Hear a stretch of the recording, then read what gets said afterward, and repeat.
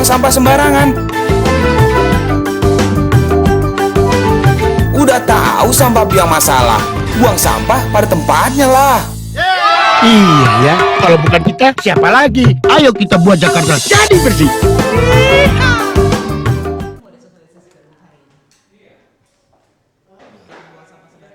Tapi kesulitan untuk pelaksanaan sanksi tindakan pidana ringan. Karena kalau UHP kita kan tidak diatur tentang hukuman sosial. Kalau di luar negeri kan kamu buang sampah bisa ditangkap terus kerja sosial bersihin lapangan mana gitu loh. Kita kan nggak ada. Kalau tentara mungkin enak, menghukumnya suruh push up gitu kan. Kalau kita kan nggak bisa. Kalau bilang push up dia melanggar HAM. Nah kami lagi berpikir, kalau kita udah pernah temuin hakim, kita minta tolong kasih sanksi yang ya ada efek jeraknya lah. Kalau buang sampah cuma didenda 20.000 ya dia nggak ada efek jeraknya. Terus di piring mesti hakim yang putusin lagi. Hakim harus datang ke lokasi seminggu sekali. Sama seperti PKL. Denda minimum 100.000 sampai 20 juta. Seminggu sekali. Pas hakim datang seminggu sekali pakai apel-apel segala macam, PKL-nya nggak ada. Pergi dia jualan lagi.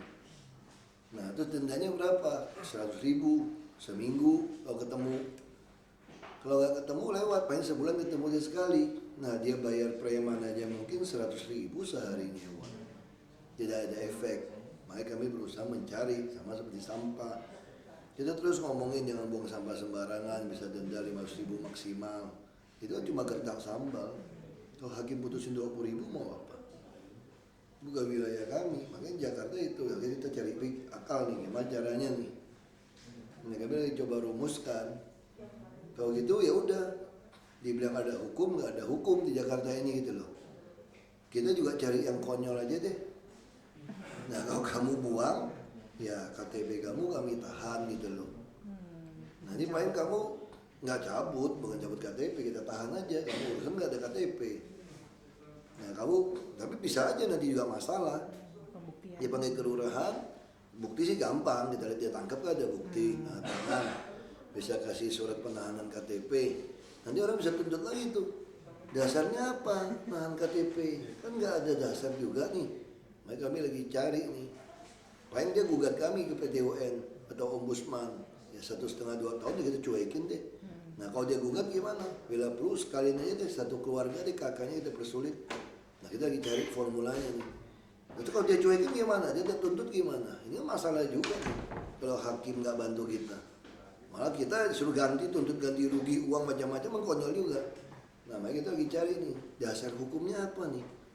Mungkin juga termasuk misalnya STNK, orang parkir sembarangan. Kenapa orang bisa berani parkir sembarangan?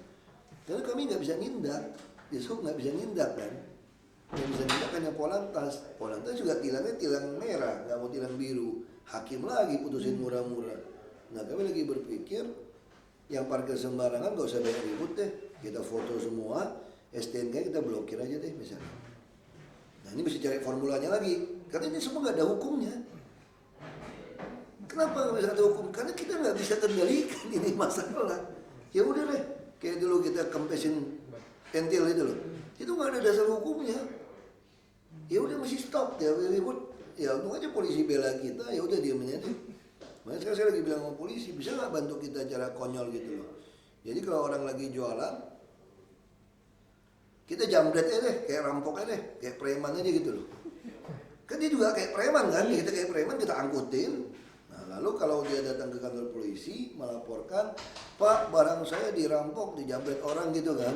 Saya kan polisi kalau baik bantu kita kayak gini, dirampok di mana, dijambret di mana, gitu kan. Kalau dia bilang di Monas, oh nggak mungkin dong di Monas jualan. Anda salah kali, dijambretnya bukan di Monas, misalnya kayak gitu polisi jawabnya gitu loh. Kan lu konyol, aku juga ngeyel, sama-sama ngeyel gitu loh. Tapi ya kan masih ketemu polisi yang bisa baik. Ya waktu kamu lapor ke bos polisi, enggak, saya ada bukti kok, saya jualan di Monas. Oh kalau gitu, ini bukti Anda melanggar gitu loh. Berarti Anda pantas bukan dirampok, barang Anda diambil, ditaruh di cakung. Nah Anda harus dihukum nih. Nah sekarang hukumnya gimana? Kalau hakimnya cuma putusin 100.000 bukan 20 juta. Nah kita lagi berpikir, udah gampang deh. Kalau kamu jual 12 teh botol, kita tiap botol kita kenain di piring 1 lembar aja udah. Seolah-olah ada 12 kasus. Jadi kalau hakim putusin satu kasus minimal 100.000 ya 1,2 juta juga. Kamu bengek juga kan, kira-kira gitu kan. Nggak mungkin tebus teh botol gitu loh. Tapi ini juga belum tentu hakim setuju. Nanti hakim begitu dia bilang, ini kan namanya sama nih. Ya udah gue paketin deh, denda 1. Mau apa? Karena kekuasaan di hakim. Makanya saya kalau cara kayak gitu, udah kita main kalau sampai kayak begitu. Saya udah pikirkan skenario ini. Kalau sampai kayak begitu, udah kayak film Animal Planet deh. Kalau pernah nonton film Animal Planet ya, kalau macan mau tangkap rusa, itu nggak pernah nyerbu rusa yang satu kelompok gede tuh. Dia intai yang mana lagi di pinggir nih. Ya udah kami mau kayak gitu aja deh. Kita patroli nggak usah mobil gede, mobil kecil aja, 4-5 orang hansip, Satpol PP, itu kamu jualan, ya kita jarah aja deh. Ya soalnya di piringnya satu, putusan hakim biarin, bikin kamu kacau aja udah. Kami teror Anda aja udah kalau jualan kayak gitu, sama-sama kita teror. Kita nggak mau lagi, kalau dulu kan konsep operasinya salah, saya bilang sama Satpol PP. Datang truk, apel sama tentara, garnisun, polisi, itu udah bocor.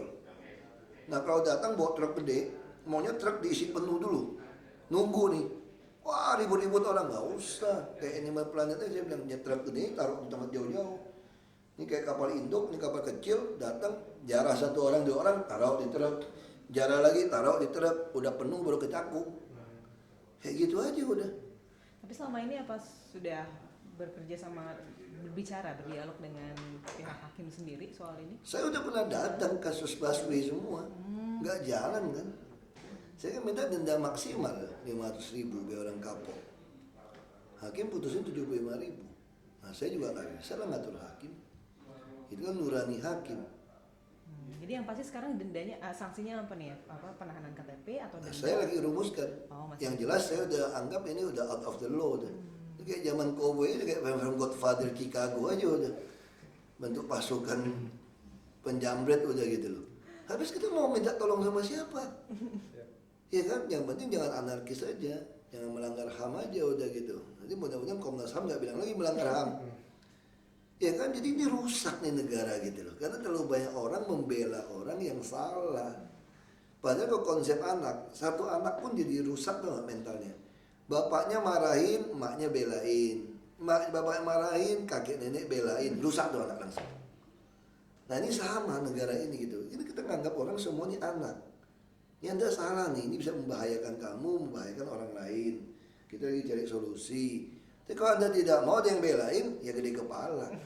Ya sama kayak tinggal di pinggir sungai, pinggir waduk. Kayak kemarin datang ke saya. Ya pikir bisa belain kan. Pak, nangis-nangis ibu-ibu. Kenapa bu? Saya kan tinggal di tanah orang. Zaman Gus Dur kan banyak menyerahkan tanah untuk digarap tuh. Digarap dibuat rumah, apalagi garap kan buat pertanian. Sekarang saya digusur, diusir. Lalu saya hanya dapat uang ganti 8 juta katanya. Mana cukup 8 juta saya mau hidup katanya. Loh, kamu nggak dituntut udah bagus bu, saya bilang. Masih bagus dapat 8 juta. Saya mau minta rumah pak, dapat 8 juta. Ya nggak bisa dong, kamu pakai 8 juta dulu. Kalau kamu luntang-lantung baru saya urusin. Saya bangun rumah. Aktingnya terlalu banyak. Terus saya ngomong gitu langsung berhenti nangisnya tuh nggak. Ah ya udahlah, saya udah hafal lah kelakuan kayak gitu. Sampai kayak dulu baru kami baru datang sini, digusur yang di Muara Angke. Nangis-nangis datangin rumah dinas Pak Gubernur. Minta ganti 25 juta, kerohiman. Dapat 800.000, habis ganti dia buka sendiri, bilang ada ribut, eskavator bongkar. Saya pergi malam-malam jam 10 malam. Nggak ada pembongkaran, dia bongkar sendiri. Bikin lagi di tepi laut. Terus nangis-nangis depan saya sini. Saya suruh cek di Yayasan Buddha Suci, udah pernah ditolak. Udah pernah masuk.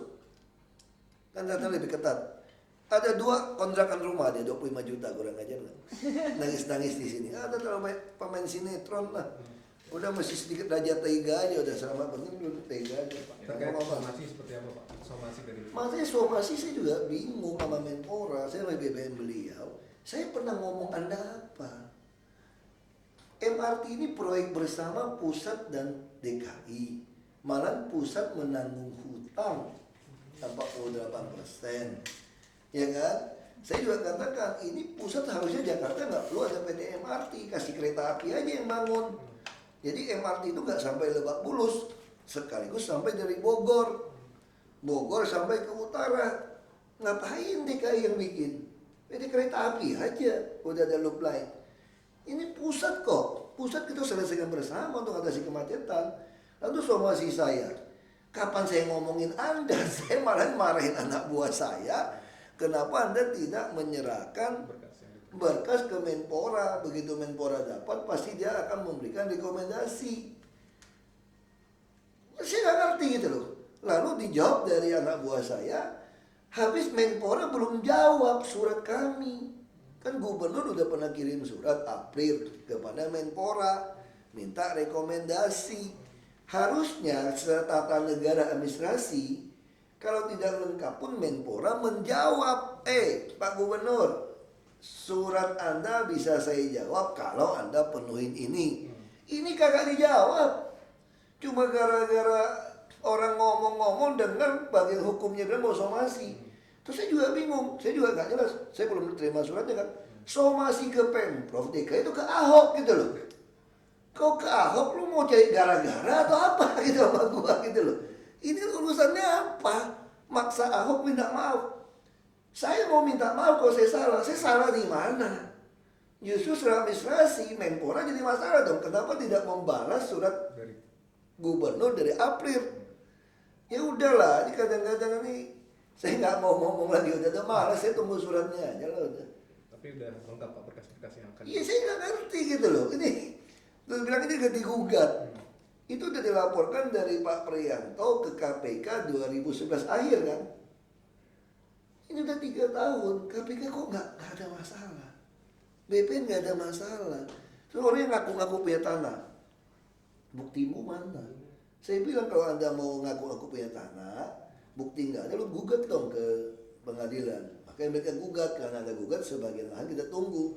Padahal kita juga tahu dia gugat nggak ada dasar gugatnya. Ya, makanya Jakarta ini saya di 2,5 tahun di DPR RI Komisi 2 di Panja Sengketa Tanah dan Panja Aset Negara. Saya udah biasa ketemu istilahnya itu tanda kutip ini mafia tanah itu udah ketemu. Gugat orang nggak punya lahan, girik garapan. Itu sebetulnya tuh garap tau gak? Dari nenek moyang lu mesti lu garap terus. Kalau sekarang tuh kakek gua, nenek gua pernah garap di sini udah jadi rumah, itu udah bukan tanah girik kamu. Tapi sayang aja ada PP mengatur mesti ganti girik. Harusnya setiap undang-undang pokok agraria tahun 60, semua tanah girik Hagendum semua tuh udah gugur. Mungkin ada oknum pejabat beli tanah terlalu banyak girik-girik, makanya diperjuangkan ganti. Ya kan? Pak, satu lagi Pak, ini terkait ada kemarin bocah bernama Zahra Pak meninggal yang di Kali Ciliwung. Itu gimana Pak tanggapan? Belum dapat berita. Jadi gini Pak, ada bocah bernama Zahra yang di Kali Penjaringan Pak. Akhirnya dia gara-gara tinggal di kolong jembatan, rumahnya roboh dan akhirnya tewas. Bisa minta tanggapan? Makanya itu kalau kasus seperti itu kita udah minta semua orang untuk masuk ke rumah susun. Kita udah bereskan. Nah sekarang kadang-kadang susah, saya nonton di TV. Kenapa keluarga mau tinggal di bawah kolong jembatan? Karena dia mungut sampah di situ katanya. Nah sekarang gimana? Saya mau paksa Anda keluar, Anda bilang saya melanggar HAM. Itu yang saya bilang. Makanya pengamat HAM, mari kita bicara yang jujur. Ketika kami melarang orang tinggal daerah bahaya, Anda bilang saya melanggar HAM. Ada anak satu jatuh meninggal, kamu bilang saya melanggar HAM juga. Nah sama kayak kasus Waduk Pluit. Ini tinggi air laut kalau lagi pasang 2,8 meter temboknya air. Ini bawah ini 2,8 meter air ini. Kalau ini tembok roboh, 7.000 rumah kumuh di Waduk Pluit mati nggak tsunami? Iya. Mati. Nah kalau mati nanti kamu tanya lagi, Pak gimana Pak? 7.000 keluarga mati nih Pak di Waduk Pluit. Saya lagi mau pindahin mereka, kasih kulkas, kasih TV, ranjang lengkap. Kamu aduin saya ke Komnas HAM, ngaduin saya ke Komnas HAM PBB. Aku nggak ngerti lagi. HAM yang mana yang Anda harus tuntut dari saya? Nah kalau Anda main tinggal di rel kereta api, nyebrang, ketabrak mati, salah saya atau salah kamu? Cara yang ditabrak Pak. Ya sama. Kamu jangan tinggal di bawah sungai. Lu lapor sama saya. Saya udah cari berapa banyak ATV. Nah ini mesti jelas. Saya paksa Anda keluar nanti. Saya mulai mau maksa nih. Pasti kamu bilang saya langgar HAM. Bilang Ahok arogan, jagoan, macam-macam saya dituduh nih. Keras, sombong. Nah sekarang mau yang mana? Mau yang mana? Ahok diam-diam mati, gue nyalain gue juga, kayak sama gue juga. Gimana Pak mati ini Pak? Ya udah susah lah. Ada yang bilang ini orator, ini eksekutor. Gue nggak tahu lah. Kalau soal mendukung? Soal mendukung ya pasti dukung Prabowo dong. Oke, siap. Makasih Pak. Makasih Pak.